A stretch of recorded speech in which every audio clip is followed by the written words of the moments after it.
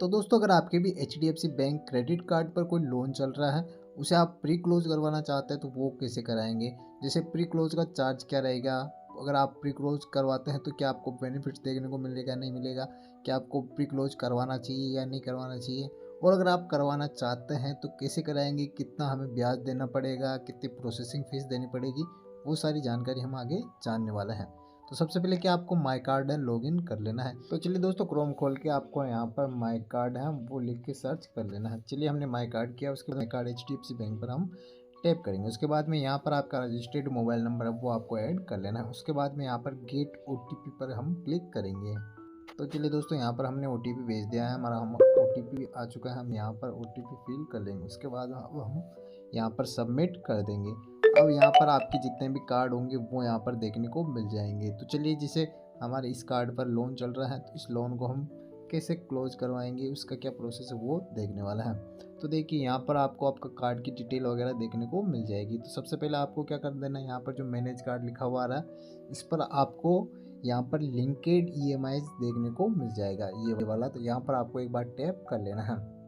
तो चलिए हम लिंकेड EMI पर टैप कर लेंगे एक बार। तो चलिए दोस्तों यहाँ पर जो हमारी EMI है वो यहाँ पर आप देख सकते हैं। साथ ही में यहाँ पर टोटल अमाउंट भी लिखा हुआ आ रहा है और हमारे जो लोन नंबर है वो भी यहाँ पर देखने को मिल रहे हैं। उसके बाद में फीस एंड चार्जेस पर आप टैप करेंगे तो यहाँ पर आपको और भी इसके फीचर्स, बेनिफिट्स, एलिजिबिलिटी क्राइटेरिया और डॉक्यूमेंटेशन, फीस एंड चार्ज का वो यहाँ पर आपको देखने को मिल जाएगा। तो चलिए यहाँ पर मैं आपको पहले जो मेरा लोन है वो आपको दिखा देता हूँ कि वो इसमें हम कैसे प्री क्लोज करेंगे। तो सबसे पहले जैसे ही आप टैप करेंगे उसके बाद में आपका जो लोन है इस पर आपको एक बार टैप कर लेना है। अब आप देखेंगे कि जो ये हमारी मंथली EMI है वो यहाँ पर देखने को मिल गई है। साथ ही में टोटल आउटस्टैंडिंग अमाउंट भी यहाँ पर देखने को मिल चुका है। तो चलिए लोन प्री क्लोज पर अब एक बार हम टैप करेंगे।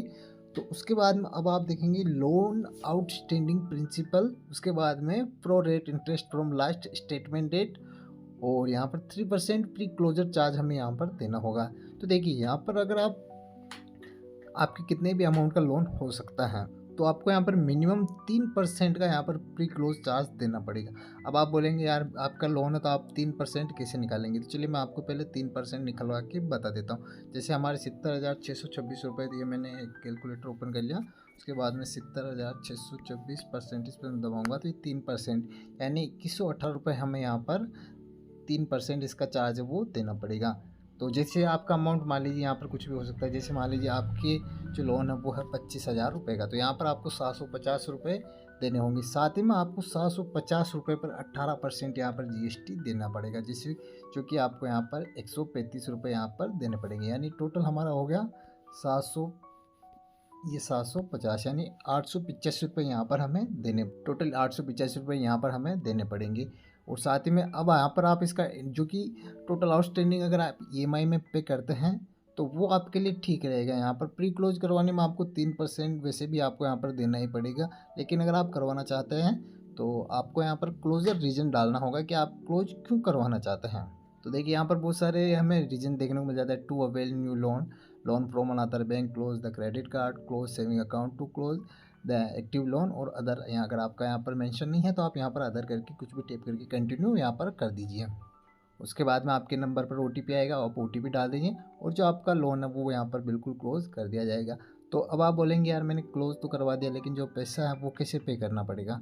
तो देखिए उसके बाद में जब आपका स्टेटमेंट जनरेट होगा तो उसमें सारा पैसा आपको देखने को मिल जाएगा, जबकि आपका टोटल यहाँ पर आउटस्टैंडिंग, साथ ही में 3% इसके क्लोजर फीस, साथ ही में जो इसकी 18% GST है वो लग के आपको यहाँ पर देखने को मिल जाएगी। यानी कि जब मान लीजिए आपका स्टेटमेंट 10 तारीख को जनरेट होता है और आपको पे करना है 25 तारीख तक, तो जब आपकी स्टेटमेंट डेट आएगी तो उस तारीख के बाद में आपका जो पैसा वो सारा स्टेटमेंट जनरेट होकर आ जाएगा और आपको 25 तक पे कर देना है। तो इस प्रकार से अगर आप लोन क्लोज भी करवा सकते हैं और साथ में उसका पेमेंट वगैरह भी वो भी कर सकते हैं। और साथ में यहाँ पर जो चार्जेज है वो मैंने बता दी है कि 3% यहाँ पर प्री क्लोज चार्ज लगेगा और उस पर 18% GST लगेगी। तो इस प्रकार से आप इसे क्लोज करवा सकते हैं।